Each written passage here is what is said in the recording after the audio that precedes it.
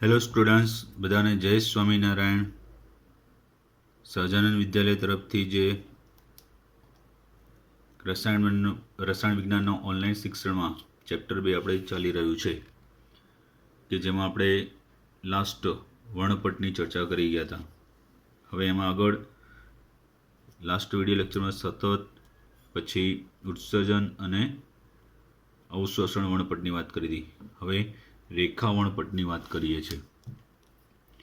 તો કે દ્રશ્યમાન વર્ણપટ જે છે, બરાબર, દ્રશ્યમાન વર્ણપટ કે જેની આપણે આગળ ચર્ચા કરી હતી, એ કેવું છે? સતત વર્ણપટ. કારણ કે દ્રશ્યમાન પ્રકાશની બધી જ તરંગ લંબાઈનું વર્ણપટમાં પ્રતિનિધિત્વ કરે છે. એટલે કે એનો મતલબ કે બધી તરંગ લંબાઈઓ લાલથી જાંબલીનો વર્ણપટ મળે છે, એનું પ્રતિનિધિત્વ કરે છે. હવે વાયુ અવસ્થા એટલે કે વાયુ કલામાં રહેલા જે પરમાણુઓ હોય, એ પરમાણુ ઉત્સર્જન વર્ણપટ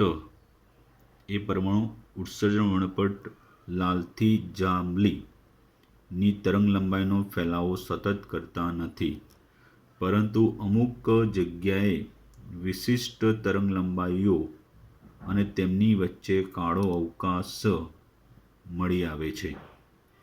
તો આવા જે વર્ણપટ હોય, જેમ કે અહીંયા આપણે જોઈએ તો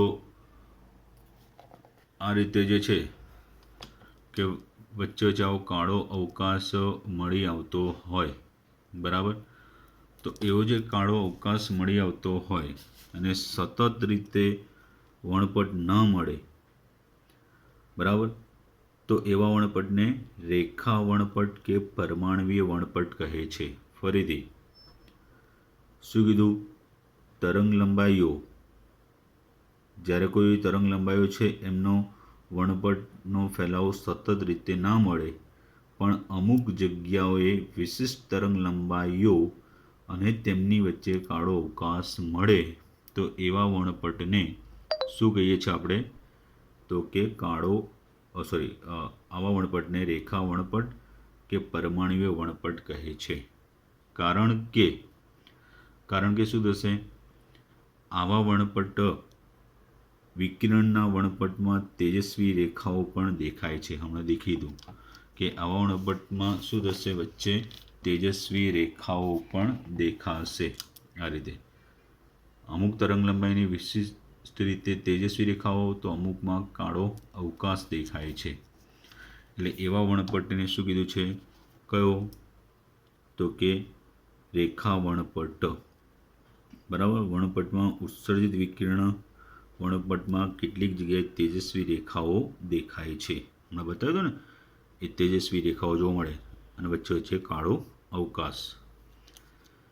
ચલો તો આગળ. આ રેખા ઉત્સર્જન વર્ણપટ ઇલેક્ટ્રોનીય રચનાના અભ્યાસમાં ખૂબ જ રસપ્રદ છે. રેખા ઉત્સર્જન વર્ણપટ ઇલેક્ટ્રોનીય રચનાના અભ્યાસમાં ખૂબ જ રસપ્રદ છે. પ્રત્યેક તત્વને પોતાનો એક વિશેષ રેખા વર્ણપટ હોય છે.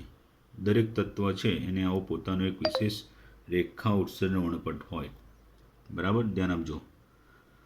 તો પરમાણુ વર્ણપટ છે, એ પરમાણુ વર્ણપટની લાક્ષણિક રેખાઓનો ઉપયોગ જેમ માણસને તેની ફિંગરપ્રિન્ટથી ઓળખી શકાય છે, તેમ અજ્ઞાત પરમાણુને પણ એ ઓળખી શકાય છે. કારણ કે દરેક તત્વના આવા વર્ણપટ કેવા હોય? જુદા જુદા હોય. એટલે પરમાણુ વર્ણપટની લાક્ષણિક રેખાઓનો ઉપયોગ એ રેખાઓ દ્વારા જ, બરાબર, એ રેખાઓનો ઉપયોગ અથવા રેખા વર્ણપટ દ્વારા જેમ માણસને તેની ફિંગરપ્રિન્ટથી ઓળખાય છે, એમ એ રેખા વર્ણપટ દ્વારા અજ્ઞાત પરમાણુને પણ ઓળખી શકીએ છીએ. તો જ્ઞાત નમૂનાના રેખા વર્ણપટમાં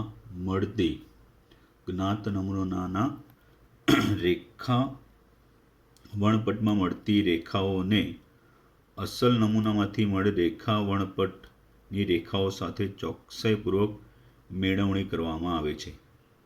એટલે પહેલાં શું કરવાનું?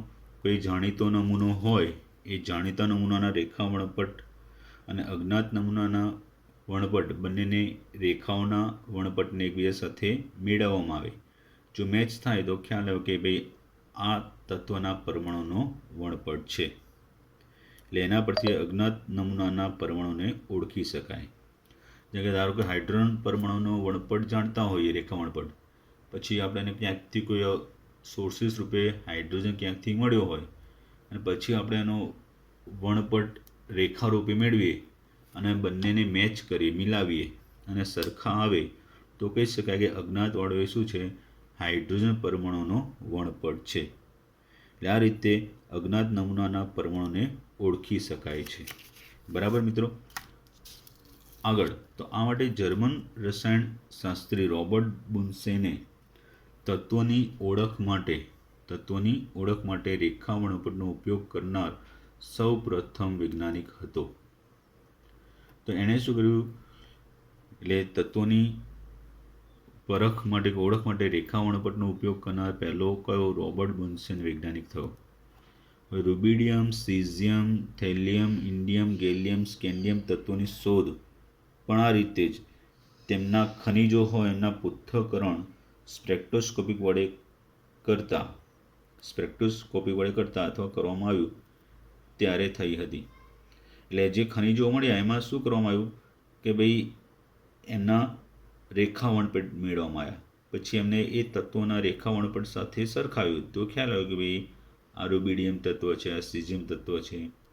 આ રીતે rubidium, caesium, thallium, indium, gallium, scandium વગેરે તત્વોની શોધ એમના ખનિજોના પૃથ્થકરણ શેના વડે, એ પૃથ્થકરણ સ્પેક્ટ્રોસ્કોપિક વડે વર્ણપટ દર્શકી વડે કરવામાં આવ્યું ત્યારે શોધ થઈ. અને સૂર્યમાં પણ હિલિયમ તત્વની શોધ આ રીતે સ્પેક્ટ્રોસ્કોપિક વડે થઈ છે. તો એના માટે આપણે વર્ણપટની આકૃતિઓ હવે વાત કરીએ તો પહેલો જ ઉત્સર્જન વર્ણપટ છે. બરાબર, પરમાણવીય ઉત્સર્જન વર્ણપટ. બરાબર, ધ્યાન આપજો. તો ઉત્તેજિત હાઇડ્રોજન પરમાણુના નમૂનાને અથવા બીજું કોઈ બી તત્વ લઈ શકાય. અહીંયા એને જો પ્લસ માઇનસ છે એટલે વચ્ચે વિદ્યુત ભારિત કરે એટલે ઉત્તેજિત બને. બરાબર, તો એ ઉત્તેજિત હાઇડ્રોજન પરમાણુ અથવા કોઈ બીજું તત્વ છે એના વડે ઉત્સર્જિત કરેલ પ્રકાશ જ્યારે પ્રિઝમમાંથી, અહીંયા થોડી એની તીવ્રતા વધે એટલે વચ્ચે લેન્સ મૂકેલો છે, પ્રિઝમમાંથી પસાર થાય ત્યારે અમુક ચોક્કસ તરંગ લંબાઈવાળા ત્યારે તે ચોક્કસ કેટલીક તરંગ લંબાઈમાં અલગ થાય છે. આથી આ વર્ણપટને ઉત્સર્જન વર્ણપટ કહે. જે અલગ થયેલી તરંગ લંબાઈનો ફોટોગ્રાફિક રેકોર્ડ છે તો એ શું બતાવે છે, એનો રેખા વર્ણપટ. શું બતાવે છે, એનો રેખા વર્ણપટ. તો યોગ્ય માપનો કોઈ પણ નમૂનો ઘણી મોટી સંખ્યામાં પરમાણુ ધરાવે છે. યોગ્ય માપનો કોઈ પણ નમૂનો ઘણી મોટી સંખ્યામાં પરમાણુ ધરાવતા હોય છે. જો કોઈ પણ સમયે એક જ પરમાણુ ઉત્તેજિત થાય છતાં પણ શક્ય બધી જ ઉત્તેજ અવસ્થાઓ પરમાણુ ધરાવે છે. જ્યારે આ પરમાણુ નીચી ઉર્જા અવસ્થામાં આવે છે ત્યારે પ્રકાશ ઉત્સર્જિત થાય છે, જે વર્ણપટ માટે જવાબદાર.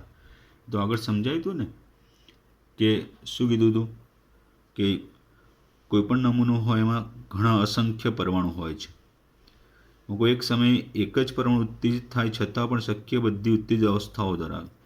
હવે ધારો કે હાઇડ્રોજનનો H2 હોય છે 2 ગ્રામ લીધો, તેમાં કેટલો 6.022 × 1023 જેટલા અણુ હોય. હવે આપણે એને ગરમ કરીએ કે પ્રકાશનો મારો કરીએ તેમાંથી એકાદો અણુ પણ ઉત્તેજિત થાય તો વિયોજન પામીને 2 હાઇડ્રોજન પરમાણુ મળે. 2 હાઇડ્રોજન પરમાણુ આપે તો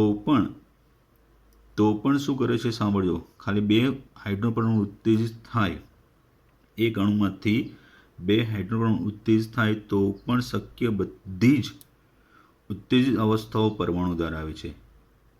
પછી જ્યારે નીચી ઉર્જા અવસ્થામાં ઉત્તેજિત અવસ્થામાંથી નીચી ઉર્જા અવસ્થામાં આવે ત્યારે પ્રકાશ ઉત્સર્જિત થાય છે, જે વર્ણપટ માટે જવાબદાર છે. આ રીતે ઉત્સર્જન વર્ણપટ માટે. અવશોષણમાં બિન ઉત્તેજિત પરમાણુ હાઇડ્રોજનમાંથી જ્યારે સફેદ પ્રકાશ પસાર કરવામાં આવે ત્યારે છિદ્ર અને પ્રિઝમમાંથી સંચરિત થતો પ્રકાશ, બરાબર, છિદ્ર કે પ્રિઝમમાંથી સંચરિત થતો પ્રસાર થતો એમ પ્રકાશ આગળ એમાં દર્શાવ્યું એ મુજબ જ આમાં ઉત્સર્જિત થયેલી તરંગ લંબાઈમાં તીવ્રતામાં ઘટાડો બતાવે છે. એટલે આની કરતાં અહીંયા તીવ્રતા એની ઓછી હોય. અને રેકોર્ડ કરેલા અવશોષણ વર્ણપટને રેખા વર્ણપટ કહે છે. અને ઉત્સર્જિત વર્ણપટની ફોટોગ્રાફિક જેવો જ છે, આના જેવો. આમાં વચ્ચે શું રંગીન ના હોય, પણ વચ્ચે રીતના ચળકતી લાઈનો હોય અને કાળો અવકાશ હોય. શરૂઆતનો અવકાશ છે અને અમુક રંગીન વિસ્તારની વચ્ચે કાળી કાળી રેખાઓ છે, બરાબર. એ રીતની અહીંયા એટલે એ પ્રમાણે એની ફોટોગ્રાફિક નેગેટિવ કહેવાય. ચલો આગળ. તો હાઇડ્રોજનનો રેખા વર્ણપટની વાત કરીએ છીએ તો એ માટે શું કરવાનું કે વાયુમય હાઇડ્રોજન છે એ વાયુમય હાઇડ્રોજનને વિદ્યુત વિભાર પસાર કરી કોઈપણ જે વાયુમય હાઇડ્રોજન છે એમાંથી વિદ્યુત વિભાર પસાર કરવામાં આવે ત્યારે હાઇડ્રોજન અણુ વિયોજિત થાય અને H પરમાણુમાં ઉત્તેજિત થાય. હમણાં સમજાવ્યું હતું, બરાબર. હાઇડ્રોજન પરમાણુમાં શું થાય છે? ઉત્તેજ થાય. તો એ જુદી જુદી આવૃત્તિવાળા વિદ્યુત ચુંબકીય વિકિરણોને ઉત્પન્ન કરે છે. જુદી જુદી આવૃત્તિવાળા વિદ્યુત ચુંબકીય વિકિરણોને ઉત્પન્ન કરે છે.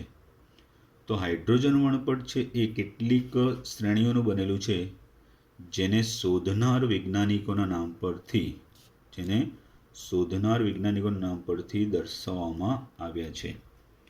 એટલે આવી રીતના હાઇડ્રોજન અણુ વિયોજિત થઈને હાઇડ્રોજન પરમાણુ ઉત્તેજિત થાય પછી એમાંથી જુદી જુદી તરંગ લંબાઈ કે આવૃત્તિવાળા વિકિરણો ઉત્સર્જન પામે એટલે કે વિદ્યુત ચુંબકીય વિકિરણો ઉત્પન્ન થાય, એનાથી વર્ણપટ મળે.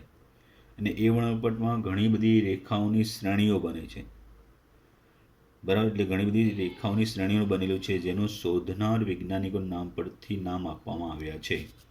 તો ફર્સ્ટ ઓફ બામરે 1885માં પ્રાયોગિક અવલોકનના આધારે દર્શાવ્યું કે જો વર્ણપટની રેખાઓને તરંગ સંખ્યા v થી દર્શાવવામાં આવે તો હાઇડ્રોજન વર્ણપટની દૃશ્યમાન રેખાઓને નીચેના સૂત્રનું પાલન કરે. બરાબર. સૌપ્રથમ બામરે શું કર્યું? પ્રાયોગિક અવલોકનના આધારે વર્ણપટની જે રેખાઓ છે એની સંખ્યા માટે v સંજ્ઞા આપી. તો હાઇડ્રોજન વર્ણપટની દૃશ્યમાન રેખાઓ એ નીચેના સૂત્રનું પાલન કરે. કયું સૂત્ર? તો જો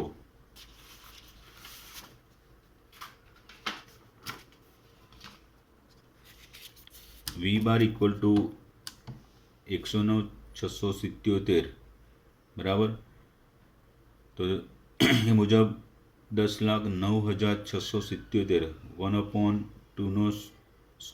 1/n² સેમી ઇનવર્સ. n પૂર્ણાંક સંખ્યા તે 3 કે તેથી વધુ એટલે n = 3, 4, 5, 6 ના. તો આ સૂત્ર દ્વારા વર્ણન કરાયેલી રેખાઓની શ્રેણીને એને પોતાના નામ પરથી બામર શ્રેણી કીધી. તો આવી રીતે આવા ઘણા બધા વૈજ્ઞાનિકો 1 by 1 આવી રીતના હાઇડ્રોજન વર્ણપટમાં બામર શ્રેણીની રેખાઓ બરાબર હોય છે એવું નથી. જે વિદ્યુત ચુંબકીય વિકિરણમાં દૃશ્યમાન, બરાબર, દૃશ્યમાન માટે બામરે આપ્યું એ વાત સાચી, પણ પછી બીજા વિસ્તારો માટે કયું છે આપણે વાત કરીએ. હાઇડ્રોજન વર્ણપટમાં બામર શ્રેણીની રેખાઓ જ માત્ર હોય છે જે વિદ્યુત ચુંબકીય વિકિરણમાં દૃશ્યમાન વિસ્તારમાં મળે છે. તો ત્યાર પછી બીજા ઘણા વૈજ્ઞાનિકોએ જુદા જુદા વિસ્તારમાં પારજમલી પારખ્ત વિસ્તારમાં એ હાઇડ્રોજન વર્ણપટની રેખાઓની શ્રેણી આપી જે જુદા જુદા નામથી ઓળખાય એ આપણે વાત કરીએ. તો સ્વીડનના સ્પેક્ટ્રોસ્કોપિક નિષ્ણાત જોહાનિસ રીડબર્ગે નોંધ્યું કે હાઇડ્રોજન વર્ણપટમાં રેખાઓની બધી શ્રેણીઓ નીચે પ્રમાણે રજૂ કરી શકાય. એની સંખ્યા, રેખાઓની સંખ્યા v = 10,09,677 × 1/n² n1 square minus 1/n2 square semi inverse, જે n1 1 2 3 હોય તો n2 n1 plus 1 n1 plus 2 n1 plus 3 એવી રીતના મળશે. જો n1 1 લીધું હોય તો n2 n1 પ્લસ 1 એટલે 2 1 પ્લસ 1 એટલે 2 થાય. તો 10,09,677 સેમી ઇન્વર્સ હાઇડ્રો વર્ણપટનો રીડબળ અચળાંક છે. રેખાઓની પ્રથમ 5 શ્રેણીઓ આ રીતે મેં હમણાં કીધું એ પ્રમાણે કેકલર, બામરે ને એવા ઘણા બધા વૈજ્ઞાનિકોએ એનો અભ્યાસ કરેલો છે. તે પરથી જુદી જુદી શ્રેણીઓ, તો જો રેખાપદ 1 હોય, 2 હોય, 3 હોય, 4 હોય, 5 હોય, એના માટે જુદા જુદા વૈજ્ઞાનિકોએ શ્રેણી શોધી એમના નામ પરથી લાયમેન, બામર, પાસ્ચન, બ્રેકેટ, ફુન એવી તરીકે ઓળખાય. જો રેખાપદ 1 તો લાયમેન, રેખાપદ 2 તો બામર, 3 તો પાસ્ચન, 4 તો બ્રેકેટ, 5 તો ફુન એવી શ્રેણીઓના નામથી ઓળખાય છે. તો લાયમેને રેખાપદ 1 માટે એટલે શ્રેણી 1 હોય એના માટે એની રેખાઓ 1 2 3 4થી શરૂ થાય, 2 3 4થી શરૂ થાય. એટલે અહીંયા કેવું કે આ પહેલી રેખા છે, બીજી, ત્રીજી, ચોથી, પાંચમી બધી રેખાઓમાંથી એ ઉત્સર્જિત થઈને પહેલીમાં આવે ત્યારે લાયમેન શ્રેણી કે જે પારજાંબલી વિસ્તારમાં મળે છે. આમ પારજાંબલી વિસ્તારમાં મળતી રેખાઓની શ્રેણી શોધ લાયમેને કરે એટલે એને લાયમેન શ્રેણી. હવે જો બીજી રેખામાં પાછા ફરતા વિકિરણો હોય, ત્રીજી, ચોથી, પાંચમી, છઠ્ઠીમાંથી કંઈ બીજી રેખામાં પાછા ફરતા હોય તો દૃશ્યમાન વિસ્તારમાં મળતી રેખાઓની શ્રેણી બામરે શોધી. ત્રીજી રેખામાં પાછા ફરે ક્યાંથી, ચોથી, પાંચમી, છઠ્ઠીમાંથી, તો એ રેખાઓ કયા વિસ્તારમાં મળી, પારક, જેને પાસ્ચને શોધ કરી, જેને પાસ્ચન શ્રેણી કહેવાય. એટલે આ રીતે જુદા જુદા વૈજ્ઞાનિક આવી શ્રેણીની શોધ કરેલી છે. બરાબર. તો લાયમેન માટે પારજાંબલી વિસ્તારમાં, બામરે દૃશ્યમાન વિસ્તારમાં, પાસ્ચન, બ્રેકેટ, ફુન ત્રણેય પારક વિસ્તારમાં એમની રેખાઓની શ્રેણી શોધેલી છે. આ બધા એમના શ્રેણીપદ બતાવે છે અને શ્રેણીપદની આ બધી રેખાઓના ક્રમ દર્શાવે છે. બરાબર. આગળ તો હાઇડ્રોજન વર્ણપટમાં મળતી શ્રેણીઓની જે સંક્રાંતિ આગળ આપણે વાત કરી, એ સંક્રાંતિ ક્યાં ક્યાં થાય, બધામાંથી પહેલીમાં થાય છે કે 3 4 5માંથી બીજીમાં થાય છે, એ સંક્રાંતિ આપણે કોષ્ટકમાં દર્શાવી અને આકૃતિ મુજબ હાઇડ્રોજન પરમાણુની સંક્રાંતિઓની શ્રેણીઓ કેવી રીતના રચાય છે એ પણ દર્શાવ્યું છે. બરાબર. પહેલીમાં સંક્રાંતિ પામે તો કઈ, લાયમેન, બીજીમાં સંક્રાંતિ પામે તો બામર, ત્રીજીમાં સંક્રાંતિ પામે તો પાસ્ચન, એવી રીતે શ્રેણીઓ મળેલી છે. તો બધા તત્વોમાં હાઇડ્રોજન પરમાણુ સૌથી સરળ રેખા વર્ણપટ છે. ભારે પરમાણુ માટે રેખા વર્ણપટ વધુને વધુ જટિલ બનતો જાય. તેમ છતાં કેટલીક ખાસિયતો એવી જોવા મળે કે જે બધા રેખા વર્ણપટ માટે કોમન હોય. નંબર 1, તત્વો માટેનો રેખા વર્ણપટ એ અદ્વિતીય હોય. બરાબર. અદ્વિતીય એટલે દરેક તત્વો માટે રેખા વર્ણપટ એક દરેક માટેનું અલગ અલગ ડિઝાઇન કે રચનાવાળું હોય. એટલે એના પરથી તત્વોની કે અથવા એના પરમાણુની પરખ થાય. દરેક તત્વના રેખા વર્ણપટમાં એક પ્રકારની નિયમિતતા જોવા મળે છે. જે રીતે હાઇડ્રોજનમાં નિયમિતતા હોય એવી હિલિયમમાં, લિથિયમમાં દરેક તત્વના પરમાણુ વર્ણપટમાં એક ચોક્કસ નિયમિતતા જોવા મળે છે. એટલે આ રીતે આપણે એ પરમાણુના વર્ણપટથી આપણે એની પરખ થઈ શકે છે. બરાબર. જય Swaminarayan. Rear camera preview. Stop recording video. Stop recording video button.